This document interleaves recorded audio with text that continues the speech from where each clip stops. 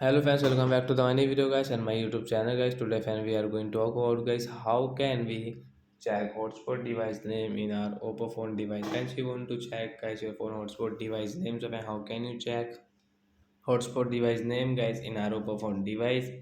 So in this video friend we will talk about guys hotspot settings. So first of all guys open your phone setting guys. After on phone setting guys you can see this type of settings of how can we check guys hotspot device network name in our Oppo phone device. So friends you can see guys your phone connection and sharing guys tap here. Guys click on hotspot and guys click on hotspot settings. So guys which device guys you have in your hotspot name. So friends you can check from here. So I have got this Oppo phone. My device name is Oppo phone. So like that guys you can check guys your phone hotspot device name in your Oppo phone device. So that's it guys. Thanks for watching the video. And friends you want to rename the device name so guys you can rename also. So bye bye friends.